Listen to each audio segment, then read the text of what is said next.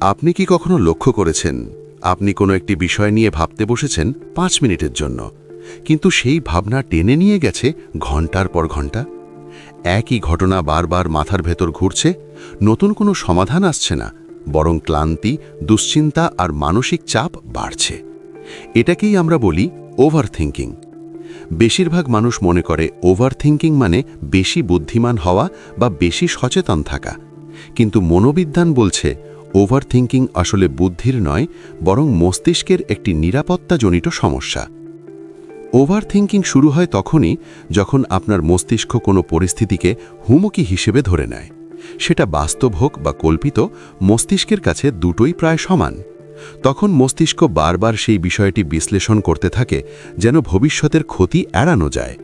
কিন্তু সমস্যা হলো এই বিশ্লেষণ একসময় ফলপ্রসূ না হয়ে আত্মঘাতী হয়ে ওঠে, কারণ মস্তিষ্ক একই চিন্তার লুপে আটকে যায়।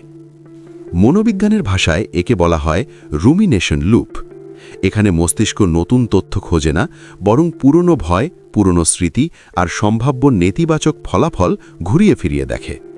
এই অবস্থায় আপনি যত বেশি চিন্তা বন্ধ করার চেষ্টা করেন, ওভারথিংকিং ততই বাড়ে, কারণ মস্তিষ্ক বাধা পেলে সেটাকেই আরও গুরুত্ব দেয়। ওভারথিংকিং বন্ধ করার প্রথম বৈজ্ঞানিক কৌশল হল চিন্তাকে থামানোর চেষ্টা না করে চিন্তাকে পর্যবেক্ষণ করা। গবেষণায় দেখা গেছে, যখন আপনি নিজের চিন্তাকে আমি হিসেবে না দেখে একটি মানসিক ঘটনা হিসেবে দেখেন, তখন মস্তিষ্কের ইমোশনাল সেন্টার ধীরে ধীরে শান্ত হয়। আপনি ভাবছেন এই কথাটা সত্য, কিন্তু আপনি এই চিন্তা নন, আপনি এই চিন্তাকে দেখছেন। দ্বিতীয় গুরুত্বপূর্ণ কৌশল হল শরীরকে যুক্ত করা। ওভারথিংকিং কখনো শুধু মস্তিষ্কের সমস্যা নয়, এটা পুরো নার্ভাস সিস্টেমের সমস্যা। যখন আপনি অতিরিক্ত ভাবেন, তখন আপনার শরীর ফাইট অর ফ্লাইট মোডে থাকে। শ্বাস দ্রুত হয়, পেশি টান টান থাকে, হৃদস্পন্দন বাড়ে। এই অবস্থায় শুধু পজিটিভ চিন্তা করে ওভারথিংকিং থামানো যায় না। ধীর শ্বাস, শরীর নড়াচড়া বা গ্রাউন্ডিং এক্সারসাইজ মস্তিষ্ককে সংকেত দেয় আপনি নিরাপদ। মনোবিজ্ঞানে একটি শক্তিশালী কৌশল আছে যাকে বলা হয় কগনিটিভ ডিফিউশন। এর মানে হল চিন্তাকে সত্য হিসেবে না দেখে শব্দ হিসেবে দেখা। যেমন ধরুন, আপনার মাথায় আসছে আমি সব কিছু নষ্ট করে ফেলি। আপনি যদি এটাকে সত্য ধরে নেন, ওভারথিংকিং চলতেই থাকবে। কিন্তু আপনি যদি বলেন আমার মস্তিষ্ক এখন আমাকে এই চিন্তাটা দেখাচ্ছে, তখন চিন্তা আর আপনার নিয়ন্ত্রণ নেয় না। আরেকটি বৈজ্ঞানিক সত্য হল ওভারথিংকিং আসলে সিদ্ধান্তহীনতার ফল।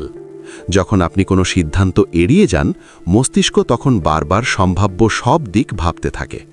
কিন্তু গবেষণা বলছে 70 থেকে 80% ক্ষেত্রে যে কোনো যুক্তিসঙ্গত সিদ্ধান্ত না নেওয়ার চেয়ে ভালো, কারণ সিদ্ধান্ত নিলে মস্তিষ্ক অনিশ্চয়তা থেকে মুক্তি পায়। ওভারথিংকিং কমানোর আরেকটি কার্যকর উপায় হল নির্দিষ্ট সময় নির্ধারণ করা। সারাদিন চিন্তা দমিয়ে রাখলে রাতের বেলা ওভারথিংকিং বিস্ফোরণ ঘটে।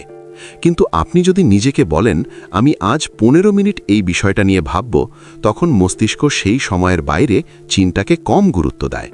এটাকে বলা হয় ওয়ারি শিডিউলিং।